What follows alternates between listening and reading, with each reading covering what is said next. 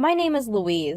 I'm turning 34 this year. After graduating from college, I got a job at what one would call a major corporation. Our company, known to just about anyone, offered a decent salary, even for new hires. However, a high salary came with a price. I had to travel for business or training about half of the month, and working overtime and on holidays was usual. It was a pretty tough job, but I felt fulfilled. By the time I turned 28, I was promoted to be the department head, a quick progression, pretty rare for a woman. 4 years ago, I married my boyfriend of 2 years, Brian. We met through a mutual friend. I wasn't particularly interested in dating, but my friend, concerned for me, introduced him to me. I had no particular desire to marry, thinking that I could live my entire life single. Brian, however, said from the start, "I want to get married soon. I want kids too. Raising them when we're older is going to be harder, right?" I didn't want children, and I found the thought of getting married to be absurd when we hardly knew each other. Plus, I had just been promoted and couldn't think about getting married and pregnant. Even when Brian brought up the topic of marriage, I would gently reject it, saying, "You're rushing. We need to get to know each other better. Besides, with marriage, it's not gonna be just about us." To this, Brian suggested, Okay. Then let's get married after dating for 2 years? By then, we'd know each other well, right? At the time, I thought we wouldn't last 2 years, but in the end, we dated for 2 years, and then got married. During our relationship, he was faithful, wasn't a gambler, and was sincere and kind to me. I saw him as a hardworking and diligent person when it came to his work. However, his great ego was something that had always bothered me a bit. When a senior at work would point out something to him, he would rant at home, saying, "I did it because I thought it was the best. But they act so bossy. I don't have to be told what to do." Listening to him in detail, it was clear he was being called out for his mistake. But it seemed like he couldn't stand being criticized, whether it was by a superior or not. When we decided to have dinner with both families for greetings, for some reason, he picked a restaurant that charged over $200 per person and asked me to pay half since it was so expensive. I suggested a less expensive place, but Brian insisted. "This is important. If I choose a cheap restaurant, they'll think I'm stingy," and wouldn't listen. If that's the case, he should handle it all himself. But he said, "I can't cover 8 people with my salary. At most, maybe 3. So please cover the remaining 5, and ended up asking me to pay more than half. We had 4 people from each family, making a total of 8. So Brian was saying we should meet at an over $200 per person restaurant, even though he couldn't even cover his family's share. I wasn't quite happy when he brought up this plan, and I was even more puzzled when he told everyone at the dinner, "Don't worry about the bill today, I'll take care of it." But everyone seemed happy, and I thought I should let him take the lead in this situation. So I swallowed my words. Looking back, I think I might have made a mistake. I regret not calling off my marriage to Brian, a man so full of himself. Brian's attitude towards me changed completely after we got married. He began to talk to me in a condescending manner all the time. Before we got married, he knew I was busy with work and said he would help with household chores. However, after we got married, he started saying things like, "What would the neighbors think if they saw a man hanging out laundry? Besides, household chores are a woman's job, right?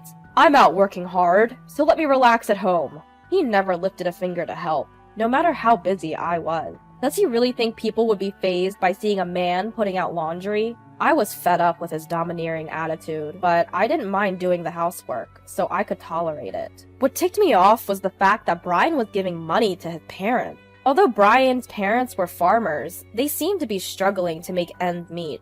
Seemed like they never made much in the past either. And now that they were nearing their 70s, farming was becoming more difficult. Because of this, they would frequently call Brian to send them some money. At first, I thought it couldn't be helped since they were struggling, but within 6 months of getting married, Brian started giving all his salary to his parents. Brian wouldn't contribute any money for our living expenses. I once told him, "This is so much! It's ridiculous to cover all the living expenses with my salary alone." But Brian replied, How can you say such a thing when my family is in trouble? They're your family too. Besides, you make more money than I do, so you should be able to live just fine. And wouldn't listen to me. On the phone with his parents, Brian always said, "It's fine, I'm taking care of it with my salary. I won't let her say anything about it." It was as if he was only sending part of his salary. But in fact, he was giving all of his salary to his parents. He had no money left for himself and started asking me for pocket money, saying, "Can you give me about $200? I won't even be able to afford lunch at this rate." I finally decided I couldn't continue living this way and suggested, "Let's decide on a monthly limit for the amount we send to your parents. Please find a way to cover your lunch expenses on your own." But Brian would always say, "Got it, we'll do that." But he kept sending all his monthly salary to his parents. That was the one thing I couldn't stand, no matter what. One day, I had to be away from home for about 2 weeks for a business trip. From Brian, I got a, "What? 2 weeks? What am I gonna eat then? And what about my laundry?" Even though he knew I had a job that required frequent travel. When I, annoyed at his childishness, said, "Figure it out yourself, you're a grown man. If you can't, why don't you go home while I'm away? You'll eat good there, right?" Brian reluctantly agreed. 2 weeks later, when I returned home, for some reason, Brian's sister Elizabeth was at home. She lived a little away from us, and we hadn't seen each other since our wedding. As I was wondering if something had happened, Elizabeth, seeing my face, said, "Hi, Louise. It's been a while." "Oh, that's right. The money. It was a lifesaver. Thank you so much." With a beaming smile, saying things that made no sense to me. Without even having the time to put away my luggage, I asked Elizabeth, "Money? What are you talking about?" Then Elizabeth, without any hesitation, said, "Huh? Brian said that since you have some savings, he'd provide for my startup capital. He told me not to worry because that's at least $1 million. I didn't understand at all. At that moment, Brian entered the room holding my passbook and SIL. As soon as Brian saw my face, he said, "Oh, welcome back. Good timing. I'm going to give your savings to Elizabeth. You know Elizabeth, she's a nail artist, right? She's always wanted her own shop. It seems like she's been saving her own money, but she's about $1 million short. I remember that the savings you've had since you were single is exactly $1 million, so I told her to come get it." He then handed the passbook and SIL to Elizabeth, saying with a smile, "You're lucky. This will make your dream come true. Be grateful, okay?" I couldn't hold back anymore and snapped, "What are you talking about? That's my money. Why are you deciding that on your own? I mean, I could understand if you said you'd lend it. We'd need a promissory note and a promise to pay back a certain amount each month, right? Without doing any of that, what do you mean you're going to give away someone else's savings?" I then took the passbook and SIL back from Elizabeth. Brian looked at me and said, "What?